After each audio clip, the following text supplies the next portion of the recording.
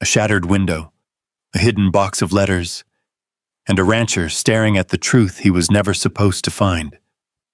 What secret tied them all together? Flames burst through the barn roof as snow whipped across the yard. Wade Collins stumbled from the smoke, one arm wrapped around Savannah while sparks rained onto the frozen ground. A sheriff knelt in the ashes and lifted a metal oil can. No one spoke. The wind carried only the crackle of burning timber and the uneasy feeling that this fire had started long before that night. Then Savannah noticed something in Wade's eyes that made her heart stop. Before we begin, tell us, what would you have done if you were standing there that night? The stagecoach rolled into Cedar Bluff just after sunrise. Cold wind swept down from the Bighorn foothills and carried dust across the road beside the station. The horses snorted steam into the air.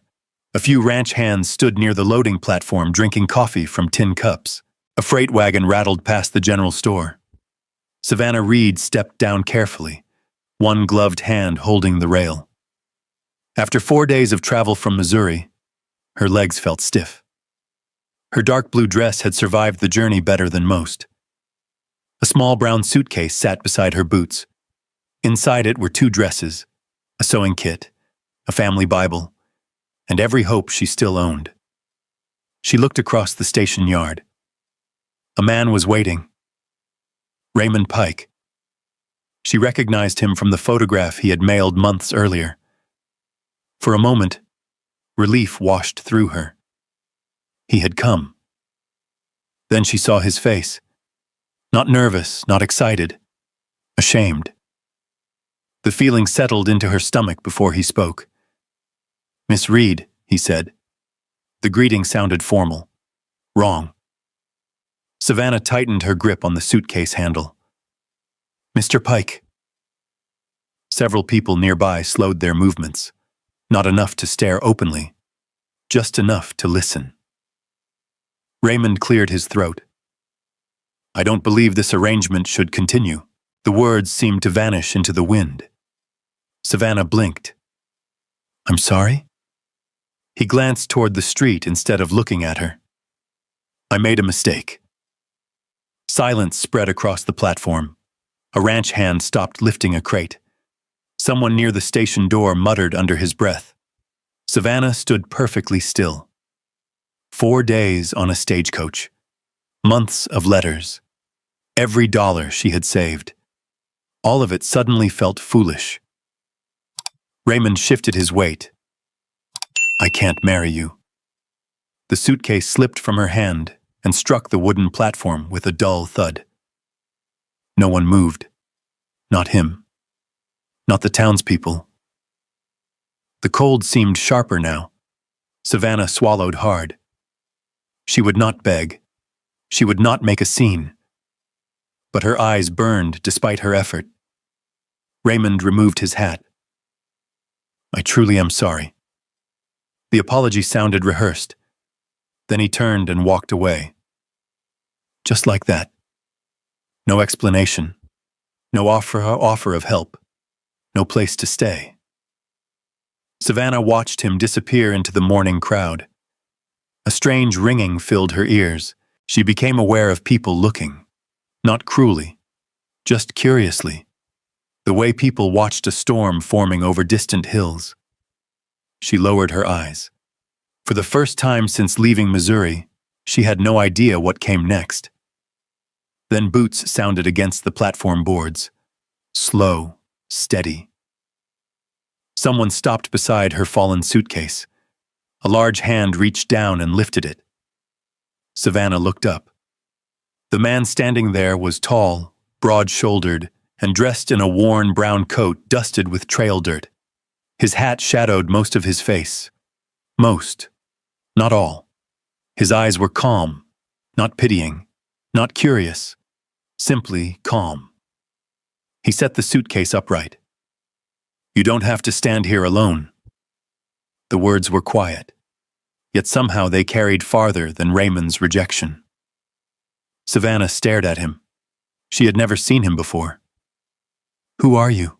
she asked softly. "Wade Collins." A few people nearby exchanged glances. Apparently, everyone knew the name. Everyone except her. Wade looked toward the street, then back at her. "Have you had breakfast?" The question caught her off guard. "No." "Then you should eat." She almost laughed. Not because it was funny, because it was such an ordinary thing to say after everything that had just happened. "I don't have much money left." Wade nodded once. "That's not what I asked." For the first time that morning, the corner of Savannah's mouth threatened to move, only slightly. Wade picked up her suitcase again. "Come on." She hesitated. The sensible thing would have been to refuse. He was a stranger, but he was also the only person who had stepped forward. The only one. Savannah looked down the road where Raymond Pike had vanished. Then she looked back at Wade Collins. "All right." Together they walked away from the station. Behind them, Cedar Bluff began talking. By noon, nearly everyone in town knew the story. The mail-order bride had arrived. The groom had rejected her, and Wade Collins had taken her away. Long before sunset, the story had already grown larger than the truth. Savannah did not know that yet. She only knew she was following a quiet cowboy toward a future she had never imagined. And as the sun disappeared behind the red hills that evening, she would discover something else. Wade Collins was not taking her to Martha Doyle's boarding house. He was taking her to Collins Creek Ranch. His ranch. The home of a man who lived alone, a place miles outside town. And by morning, all of Cedar Bluff would be talking about that too. The wagon wheels rolled over frozen ruts as daylight faded behind the red hills. Savannah sat quietly beside Wade Collins, her suitcase resting between her boots. Neither of them spoke much.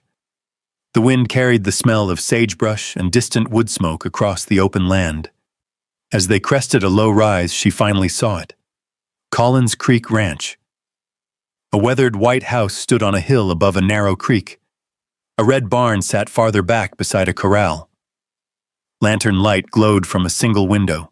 Beyond it stretched pasture land fading into dusk. Wade pulled the team to a stop. "We're here." Savannah stared at the house. "This is your ranch?" "It is." She hesitated before climbing down. "I thought you were taking me to the boarding house." Wade removed a coil of rope from the wagon. "Martha Doyle's place is full this week." He paused. "And I wasn't leaving you at the station." The answer was simple.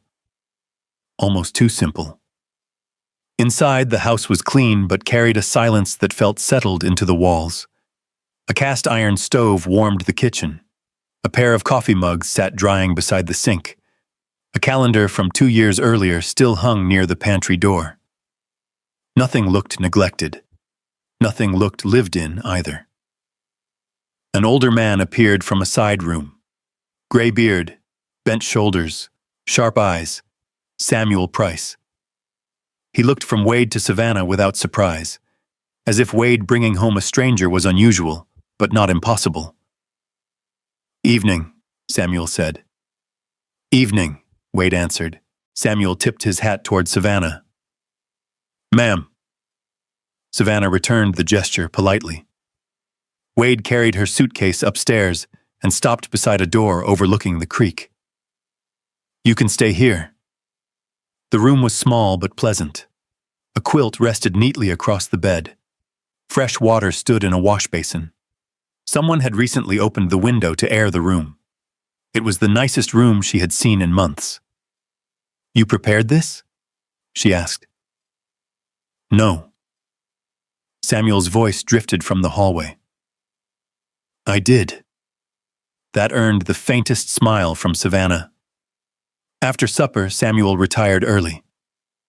The house grew quiet. Wade sat at the kitchen table repairing a leather bridle strap beneath a lantern. Savannah folded her hands around a cup of coffee. The flame reflected softly across the surface. "You don't have to explain what happened today," Wade said suddenly. She looked up. Most people would have asked questions. Not him.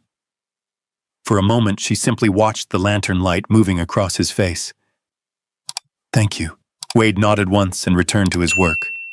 The silence that followed wasn't uncomfortable, just unfamiliar. Later that night, Savannah stepped into the hallway. Moonlight spilled through a window near the stairs. That was when she noticed it. The last door at the end of the hall, closed, unlike every other room. As she passed, she saw dust everywhere except on the doorknob. Someone still touched it. Just not often. The next morning began before sunrise.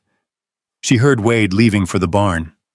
A few minutes later came the distant sound of cattle and the creak of corral gates. By breakfast, she found him already working, and over the following days, she began noticing things. Wade always ate alone before anyone else sat down. No visitors ever came. The ranch books were stacked neatly in a cabinet, but several pages contained strange notes beside old debt records, land surveys, boundary disputes, water rights. The deeper she looked, the more questions appeared.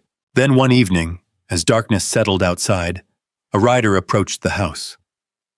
Savannah watched from the kitchen window. The horse stopped near the porch. A heavy-set man climbed down. Ezra Boone, the wealthiest landowner in Cedar Bluff.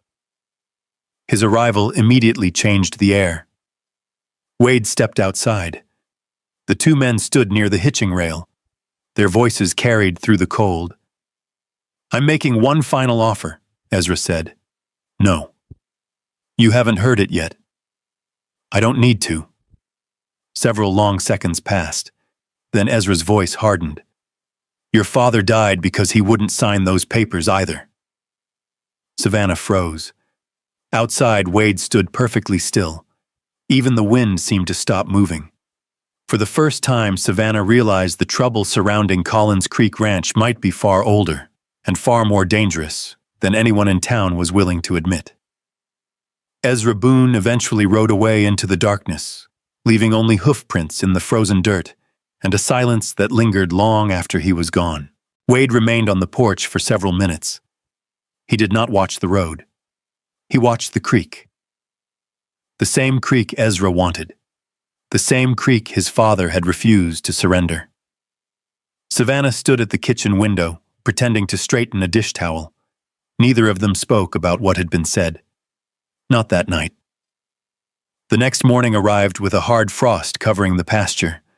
Life at Collins Creek Ranch continued, at least on the surface. Savannah repaired a torn curtain in the front room. A week later, Wade returned from town carrying lumber across his shoulder. By evening, a narrow bookshelf stood beside the sitting room window. Neither mentioned it. But the following morning, Savannah placed her Bible and 2 borrowed books on the shelves. When Wade noticed them, the corner of his mouth moved slightly. It was the closest thing to a smile she had seen. Days slipped into weeks. Winter crept closer. The cattle needed extra feed. Fence posts had to be reinforced before the first heavy snow. Samuel worked alongside Wade despite his age, though Savannah often noticed Wade quietly taking the heavier loads whenever Samuel wasn't looking.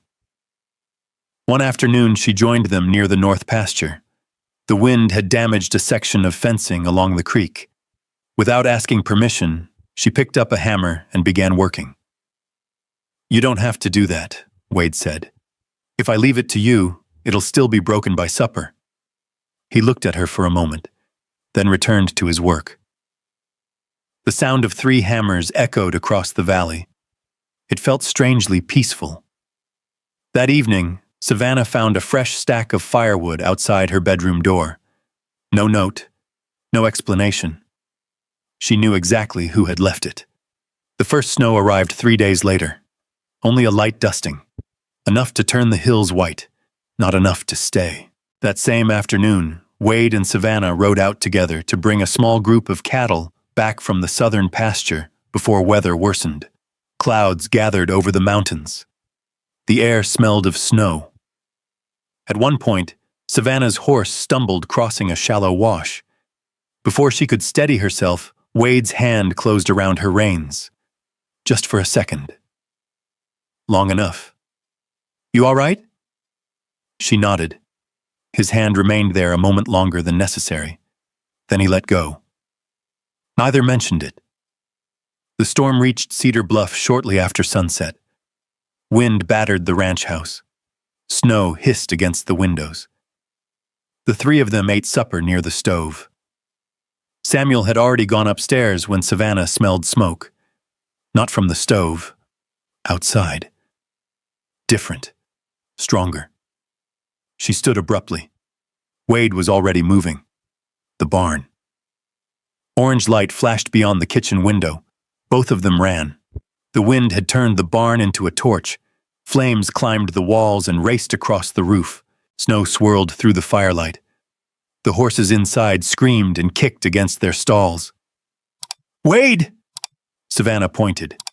One mare remained trapped near the rear stall. Without thinking, she ran toward the entrance. "Savannah!" She ignored him. The frightened horse pulled against its lead rope. Smoke filled the air. Savannah reached the stall and fumbled with the knot. Finally, it gave way. The mare bolted past her toward the open door. Then a sharp cracking sound echoed overhead. Wade appeared beside her. His hand caught her arm. "Move!" The roof beam shifted. He shoved her toward the exit. She stumbled into the snow. A second later, part of the roof collapsed. The impact threw sparks into the storm. For a heartbeat, everything stopped. Then she saw him. Wade emerged from the smoke, but not cleanly. His shoulder struck the doorway as he came through. He fell hard into the snow. "Wade!" She dropped beside him. His face tightened with pain.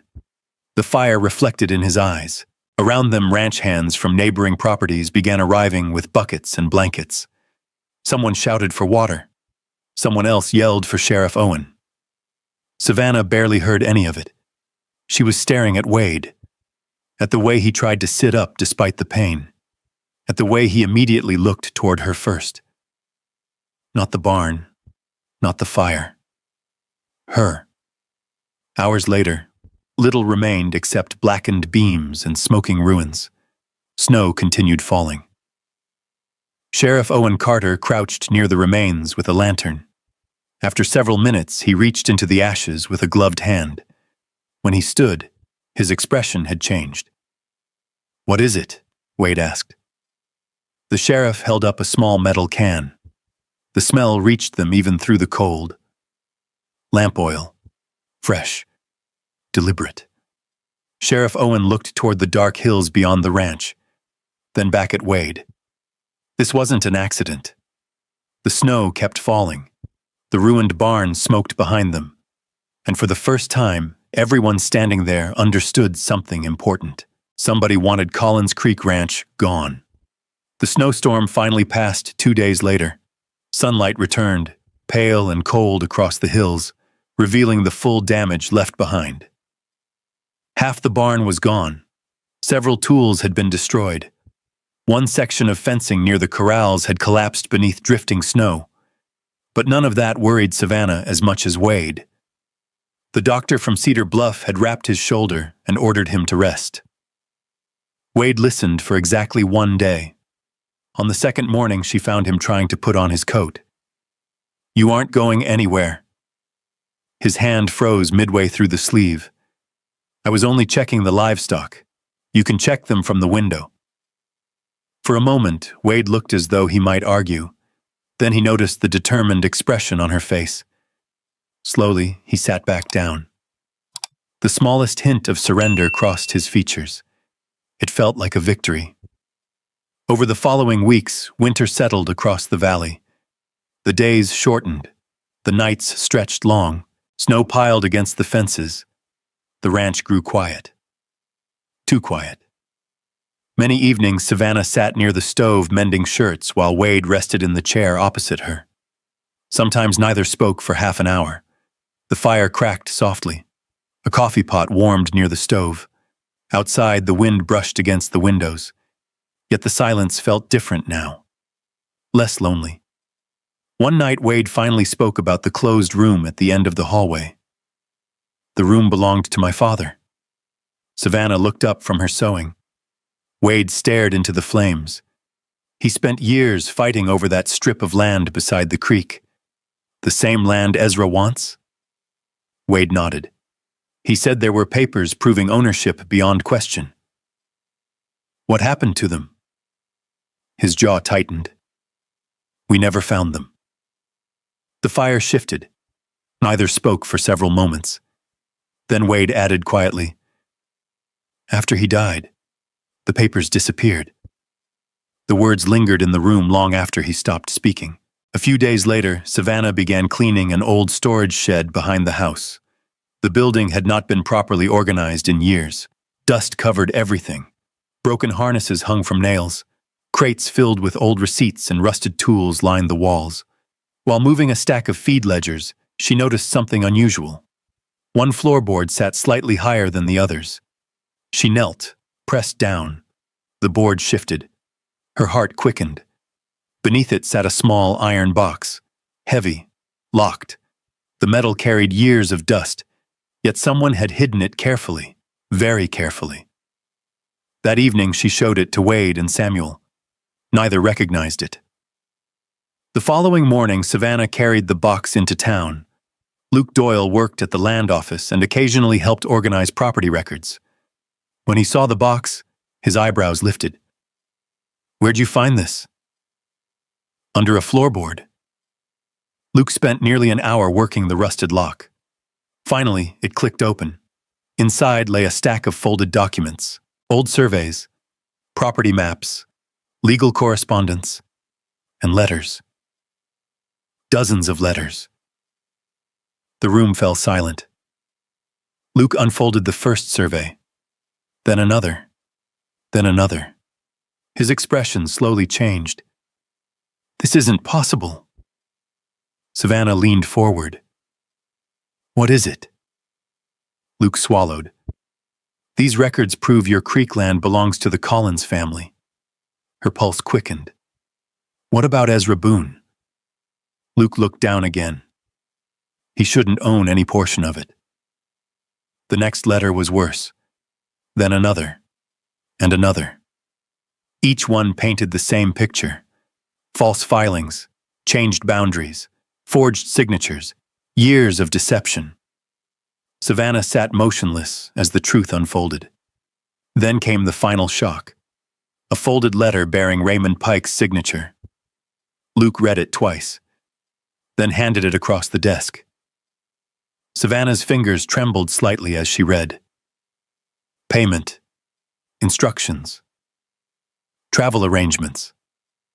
The words blurred together, but one name remained clear. Ezra Boone.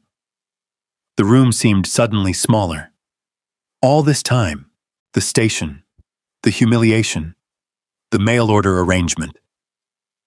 None of it had been chance. Someone had planned it.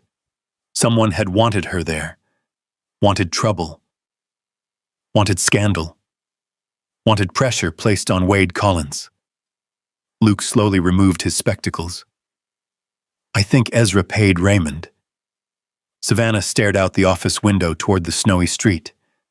For a long moment she said nothing. Then she carefully folded the letter and placed it back inside the box. Outside, church bells echoed faintly through Cedar Bluff. Inside, a far more dangerous truth had finally been uncovered, and somewhere beyond town, Ezra Boone still had no idea that his secret was no longer buried. For 2 days, Savannah told almost no one what she had found. The iron box remained hidden beneath a loose floorboard in her room at Collins Creek Ranch. Only Wade, Luke Doyle, and Sheriff Owen Carter knew the full contents.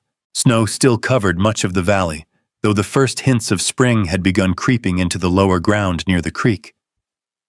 Every morning, Savannah checked the box, not because she doubted the evidence, because she understood what it meant.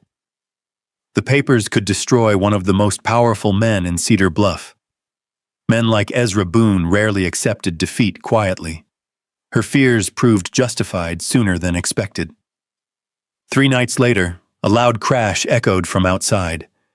Samuel Price was the first to reach the front door. By the time Wade and Savannah followed him outside, a shadow had already disappeared into the darkness near the barn ruins. The old ranch hand bent down. One of the windows had been smashed. Fresh boot prints marked the snow. Someone had been searching the house. The next morning, they discovered the storage room had been torn apart. Drawers emptied. Cabinets opened. Old ledgers scattered across the floor. Whoever came had been looking for something specific. The iron box. Fortunately, they had not found it. Sheriff Owen arrived before noon. His expression darkened as he examined the damage. He's getting nervous. No one asked who he meant. Everyone already knew. That same afternoon, another problem arrived. Samuel never returned from checking a fence line along the south pasture. As daylight faded, Wade saddled his horse despite his healing shoulder. Savannah rode beside him. They found Samuel nearly a mile from the ranch, shaken, bruised, his wagon overturned beside a ditch. The old man insisted he was fine, but his face said otherwise. Someone had stopped him on the road. Someone had warned him to stop helping the Collins family. The threat was clear. For the first time since arriving in Cedar Bluff, Savannah felt anger burn hotter than fear. The station, the humiliation, the lies, the fire. Now Samuel, enough. 2 days later, she placed the iron box on a desk inside the land office. Luke Doyle carefully arranged every document, every survey, every letter, every forged filing. Sheriff Owen stood nearby. By noon, half the town had gathered. Word traveled quickly in small places. Ezra Boone arrived shortly afterward. He entered confidently. That confidence lasted less than 5 minutes. Luke presented the original property records, then the altered versions. The differences were impossible to explain away. Murmurs spread across the room. Ezra's face tightened. Then came the letters, one by one. Until finally Luke unfolded the document bearing Raymond Pike's signature. The room fell silent. Sheriff Owen read it aloud. Payment, instructions, travel arrangements. Ezra Boone's name appeared clearly. A chair scraped across the floor. Raymond Pike lowered his head. For a long moment, nobody spoke. Then he finally admitted the truth. He had accepted money. The mail order arrangement had been part of Ezra's plan. The goal had never been marriage. The goal had been scandal, pressure, humiliation, anything that might force Wade Collins to sell his land. The room erupted with voices. Ezra tried to deny it. The documents denied him more effectively. By sunset, the investigation officially began. For the first time in years, the Creek land belonged to the Collins family without dispute. Weeks passed. Winter slowly loosened its grip on the valley. Snow melted from the hillsides. Grass returned along the creek banks. One afternoon, Luke arrived at the ranch carrying another file. This one had been overlooked for decades. A trust established by Wade's father. Land holdings, investments, mineral rights. The value exceeded anything Wade had imagined.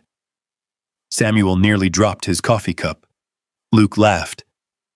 You may be one of the wealthiest ranchers in this territory. Wade looked down at the papers, then folded them closed. The next morning, he returned to repairing the house. Nothing else changed, or almost nothing. The locked room at the end of the hallway finally opened. For years, it had belonged to memory. Now it belonged to the future. Wade spent weeks repairing the floorboards and replacing the cracked window. He built shelves with his own hands. A cutting table followed. Then cabinets. One evening, Savannah stepped into the room and stopped. Sunlight from the western window stretched across polished wood. Spools of thread sat neatly arranged on new shelves. A sewing room. For her. She turned slowly. Wade stood in the doorway. suddenly looking far less confident than the day he had faced Ezra Boone. "You built this?" He nodded. "I thought you should have a place that's yours." Savannah looked away for a moment, only because her eyes had become difficult to hide. Spring arrived fully soon afterward. The cottonwood tree near the house began growing leaves again. One warm afternoon, Wade asked her to walk with him. They stopped beneath its branches. The creek moved quietly nearby. Birdsong drifted across the valley. Wade removed a small ring from his pocket. Nothing fancy. Plain silver. Honest. Like the man holding it. He didn't kneel.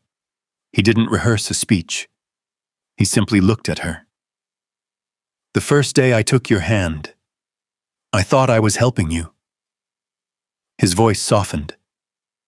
"Turns out, you were saving me." For a second, neither moved. Then Savannah placed her hand in his. Not because she had nowhere else to go. Not because she needed rescuing. Because she chose him. The wedding took place beside the creek several weeks later. Martha Doyle cried openly. Luke tried pretending he wasn't emotional and failed. Samuel smiled more that day than anyone could remember. The water moved gently beside them, while Wade and Savannah exchanged vows beneath a bright Wyoming sky. No grand celebration followed. No fireworks, no spectacle. Just people who cared about them sharing food, coffee, and laughter beside the ranch. The following morning, Savannah stepped onto the porch just after sunrise. Mist floated above the creek. The valley glowed gold beneath the early light. Far beyond the fence line, Wade was already working, hammer in hand, repairing a section of fencing. He looked up. She looked back. Neither waved. Neither called out. They didn't need to. After everything that had happened, they understood something simple. They were home. And maybe that's the part of the story that stays with us the longest. Not the day Savannah was left standing at the station. Not the fire. Not the secrets hidden in old papers. But the quiet moment at the end, when two people who had spent years carrying their burdens alone finally had someone beside them. If you place yourself in Savannah's shoes for a moment, imagine arriving in a strange town with nowhere to go and no reason to trust anyone. Or imagine being Wade, spending so many years behind walls that you forget what it feels like to let another person into your life.